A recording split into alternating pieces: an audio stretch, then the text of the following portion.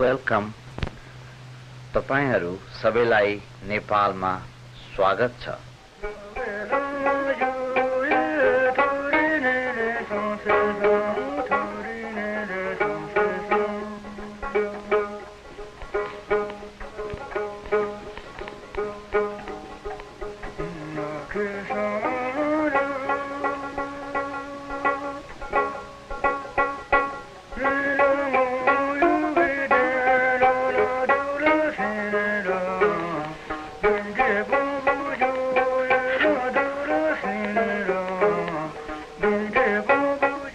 This is Nepal, land of mountains, land of worship, a nation still history.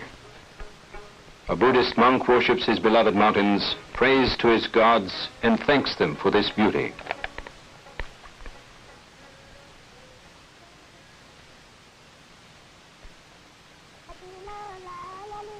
This is Nepal, land of festivals and gaiety. The ceremony honors Lord Krishna, one of the deities of the Hindu-Buddhist pantheon of worship. The Nepalese culture can be characterized by numerous festivals and holidays throughout the year. Once a year in the capital city of Kathmandu, a larger and more important festival is observed, Gai Jatra, the festival of cows. It is at this time that families who during the past year have lost their loved ones honor and observe this event. The cow as a symbol is worshipped in Nepal as in India, her neighbor to the south. During this time, music is an important part of the activity.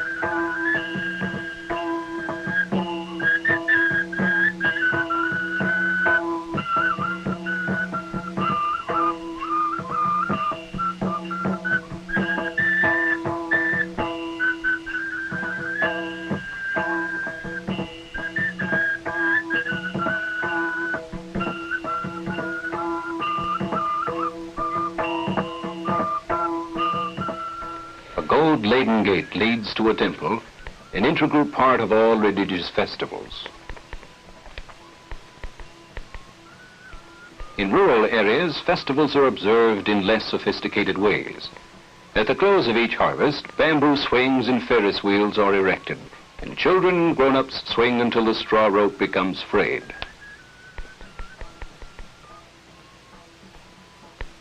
The older folks join in a whirl around the Ferris wheel.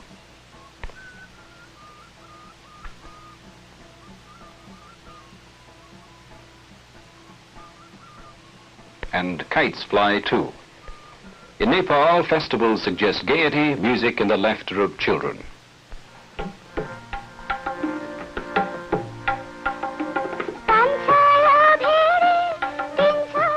Close to 10 million people live in Nepal. Farming is the chief source of livelihood. The growing season is the lower valleys year-round. Terraced farming helps to make use of most of the land available for cultivation. Rice is the chief crop. In pastoral settings, we inevitably find the temple, beautiful in its pagoda style. This is Ganesh, temple at Chobar, where mythology has it that Manjushri cut through the rim of the Kathmandu Valley with his mighty sword to drain the great lake that once covered the valley.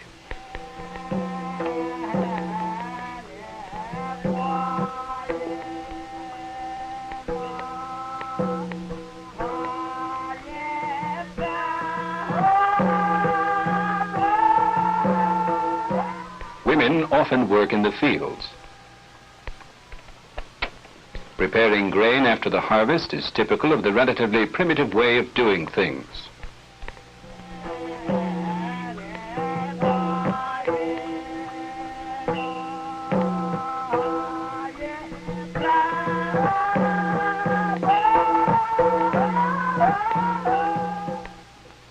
Food and everything else must be transported by porter from village to village. transported over trails on the backs of men and women whose only life has been as carriers of baskets, loaded with provisions, straps pressing into their foreheads. There are almost no roads in Nepal, and until a few years ago, no airport. The porter is one of the most ordinary sights in this land.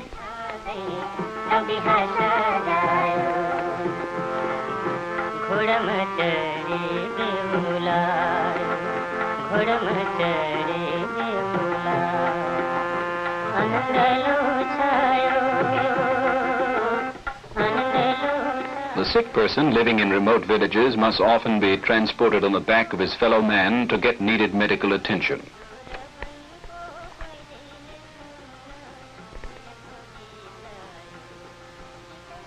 Daily, the pops in mid-morning to cook their first meal of the day. There is an almost festive air as the porters congregate at the stream to eat and exchange news of the trail and of Kathmandu, a distant center of trade and commerce.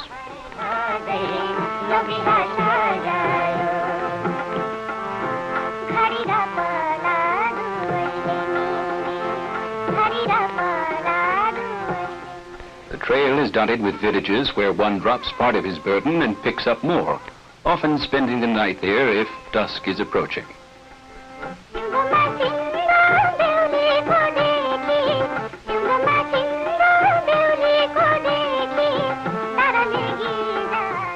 The Nepalese provide many of their essential needs. In the village we find the weaver at work using hand-spun yarn from the yak, the main domestic animal in the mountainous areas. Yarn colors are derived from native sources. Every village has its tea house, where one rests with a cup of tea, sometimes enriched with rancid butter. The traveler may also quench his thirst with a somewhat more fortifying chong, made from fermented rice.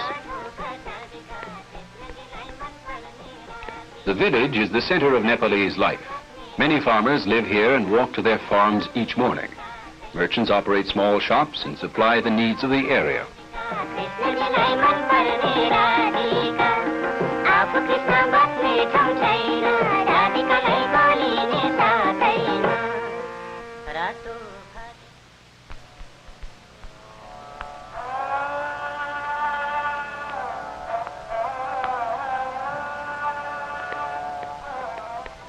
The Nepalese are devoutly religious.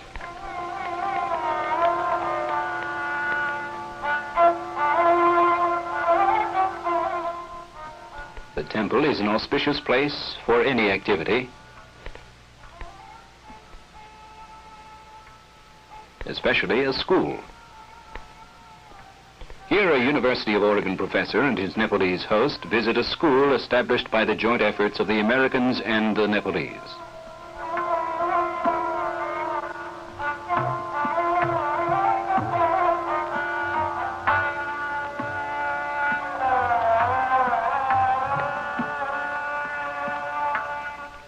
In Nepal, more than anywhere else in the world, Buddhism and Hinduism have come together in peaceful harmony, and worship is an integral part of everyday life.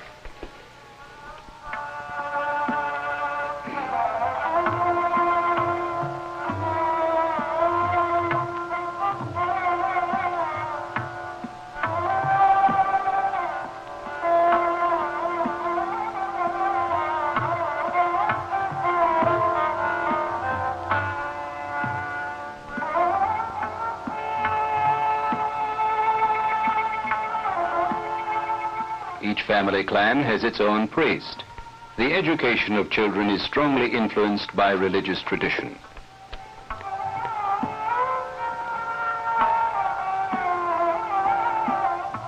Nepal is a nation with virtually untapped water power. Under the rule of the Ranas, Nepal fell a century behind the rest of the world in social, political, and educational developments. Nepal is a nation whose farmers are operating with medieval methods. A nation whose villagers have known little about health. A nation where it has been as difficult to transport food as ideas from one part of the country to another.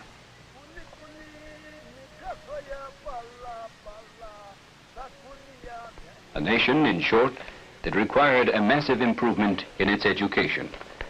The United States Operation Mission for Nepal arrived in 1952 to help improve health and sanitation. This led to the recognition of a need for a nationwide education program. In 1953, the University of Oregon staff members were brought to Nepal by the United States Operations Mission to provide technical assistance in education. These historic scenes are of the National Educational Planning Commission, meeting in 1953 and 1954, made up of Nepalese from all stations in life, from all castes, meeting together to study the educational needs of their country and recommend ways of meeting those needs. The royal meeting was held at the Royal Audience Hall in Kathmandu. The study and recommendations were compiled into a book which lists 4 basic goals: to develop universal free primary education, adult literacy, a national university system, and secondary and vocational education. Prior to 1950, there were almost no formal organized education. Less than 2% of the people were literate. Few persons had ever attended school.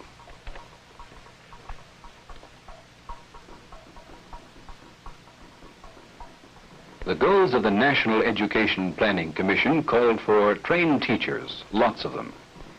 In a country where professional training was unknown, the establishment of a teacher training program became imperative. This was the chief assignment of the University of Oregon Task Force. Distance in Nepal is measured not in miles, but by days of travel on the trail. The capital is 10 to 30 days distant from many parts of the country. Hence, it was necessary to take teacher training to the people in the hinterlands by mobile normal school teams. After a year's program of training in selected areas, the teams moved to new areas to repeat their programs. Thus, the teachers could be trained within a few days' distance from their homes.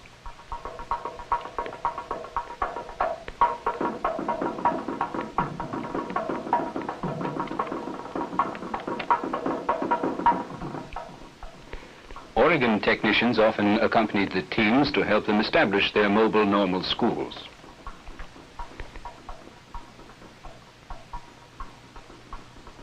The traveler often got his feet wet, actually as well as figuratively, as trails crossed streams. On arriving at a new mobile normal school headquarters, the team leader makes a courtesy call on the district governor. A brief visit of the existing educational facilities is made to acquaint the teachers with the mobile normal school and to invite them to participate in special courses for the in-service improvement of teaching. Although the mobile normal schools were designed primarily for the training of new primary school teachers, they were also concerned with improving the quality of teaching at all levels. The normal school is established in a rented building.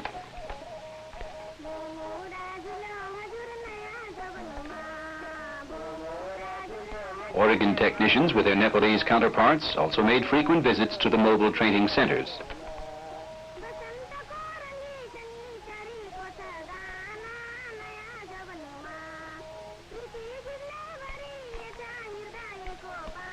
At the close of the normal school training period, convocations were held and the young teachers were awarded diplomas. A convocation is held at the normal school for central Nepal in Kathmandu. Normal schools in the remote areas did not enjoy such favored surroundings. To backstop educational development in Nepal, a college of education was needed to train normal school instructors, secondary school teachers, school administrators, and other educational leaders. The College of Education was opened in 1956 following intensive training of its staff at the University of Oregon the previous year.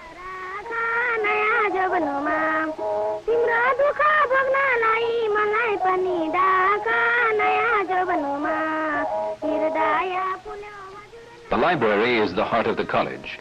Many books were donated by individual faculty members of the University of Oregon. Others were purchased with Nepalese and American funds.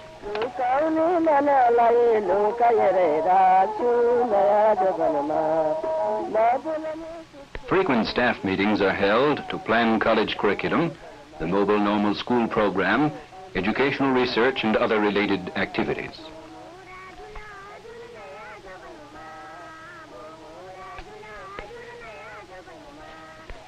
Part of the professional curriculum consists of training in vocational skills. Agriculture and homemaking are an important part of the primary school program, since 95% of the Nepalese are engaged in farming.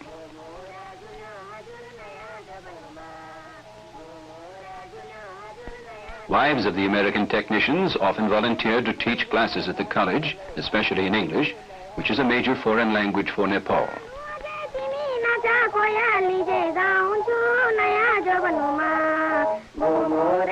Since music and the arts are of such importance in the Nepalese culture, primary school teachers receive training in these activities.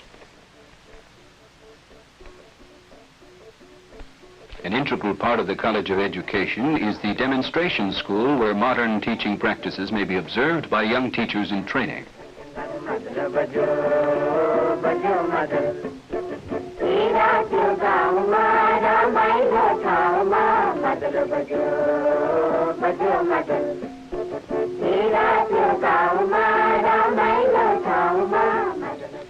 Traditionally, Nepalese children have always walked to school, but now a modern new school bus brings the children to school from all parts of the city. It is also used for field trips by college students in the College of Education.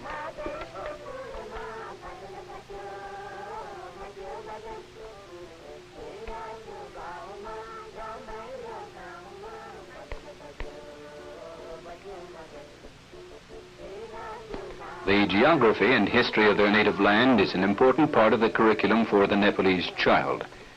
This is in addition to the basic communication skills and learning about life, food, clothing, and shelter.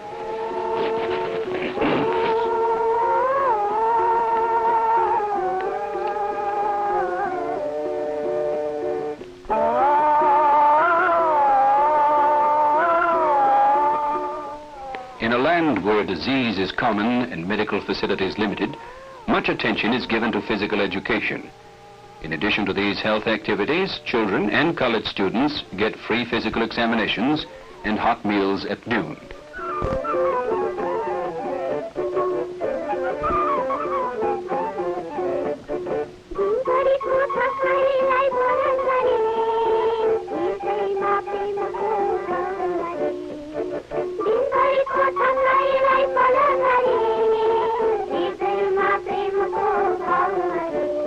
One of the major activities of the college is the Bureau of Publications, which prepares textbooks and other instructional materials for primary schools and the teacher training institutions.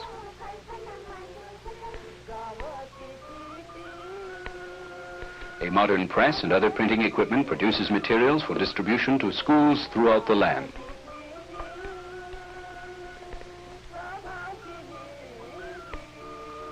The first commencement of the College of Education in 1958 was a landmark in educational history in Nepal.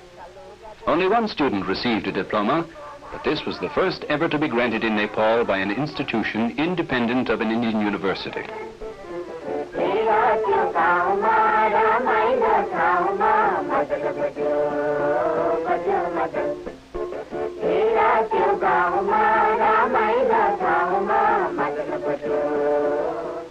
The several speakers lauded the achievements in teacher education in the short span of 4 years, the establishment of a College of Education enrolling 200 students, the establishment of 10 mobile normal school teams that had trained more than 1,000 primary school teachers, reorganization of curriculum, production of textbooks, training of 30 college teachers in America, and other activities.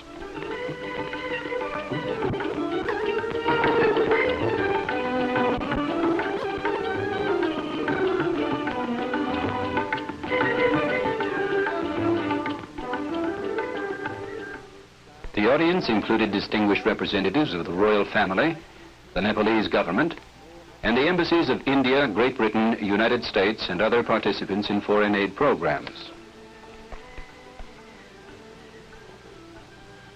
The College of Education also assisted in the development of an adult literacy program.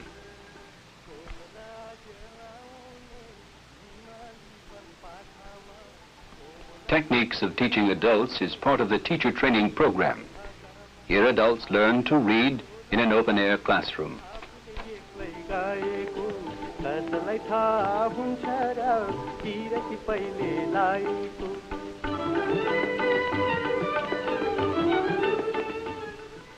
At At the request of the Nepal government, the Oregon team added an architect to design a campus plan and individual buildings for a new national university. Dedication of this site in 1958 was the occasion for the gathering of officials and students from many schools in Nepal.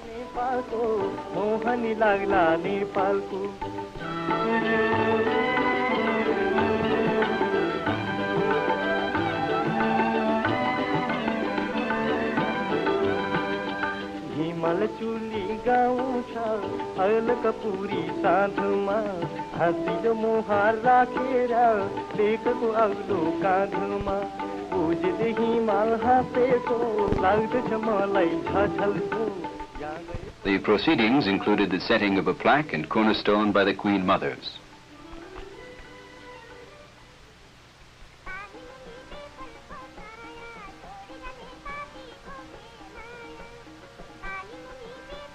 The model of the university shows that provisions have been made for administration, library, student union, general classroom, engineering, education, home science, agriculture, demonstration schools, university press, student dormitories, medical school, amphitheater, and space for faculty housing.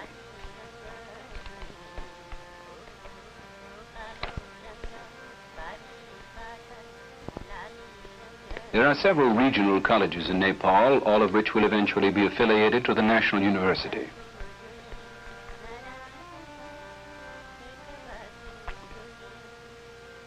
Technicians visit one of these regional institutions in Virotnagar, where it is now housed in the high school building. A new modern building is being erected, which will provide for increasing enrollments. Many school buildings can be built of bamboo and thatch because of the warm climate and need no doors or windows. Farther north in the hills, school buildings must be made of brick.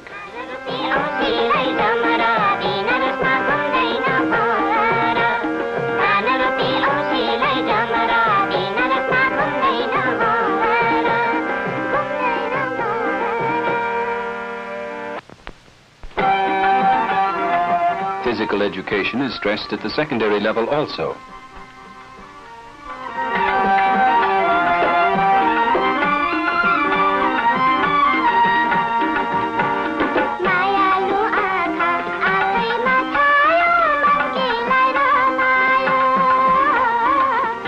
In favorable weather, classes are frequently held outdoors.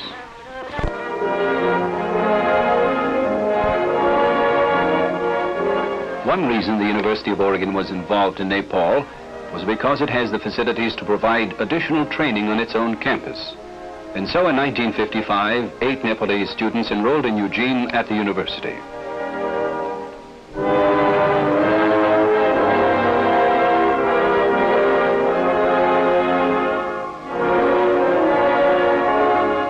Later, 35 more college teachers from Nepal came for specialized training.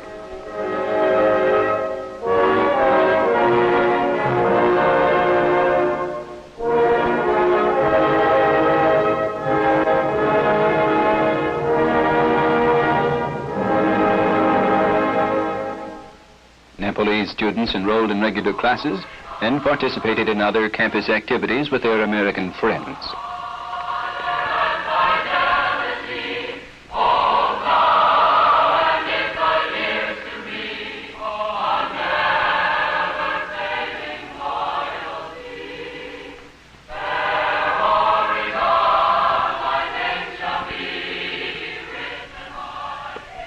In the School of Education, visitations to typical American classrooms became a regular part of their training.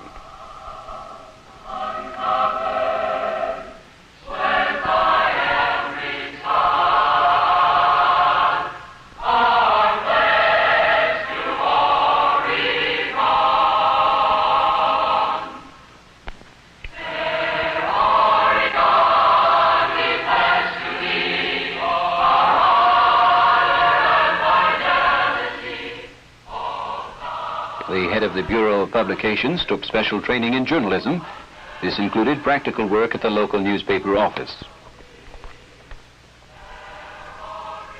Several students have gone on to finish their doctorates at the University of Oregon and Oregon State University, in clinical psychology, physics, economics, plant pathology, and education.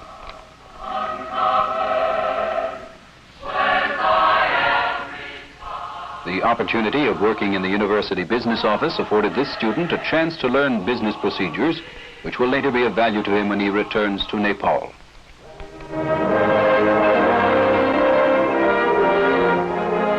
All of the Nepalese students who came to Oregon were awarded master's or doctorate degrees or special certificates. The president of the University of Oregon paid tribute to these Nepalese students.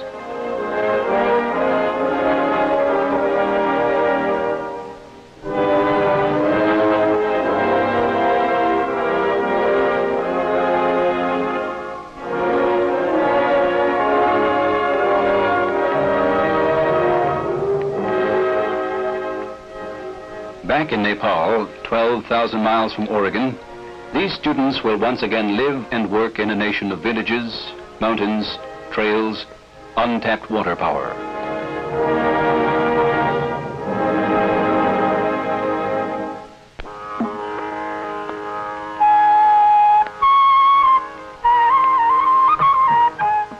A nation working to improve itself, raise the standard of its people, improve its health and sanitation, increase its literacy rate, provide schools, teachers, and education for everyone.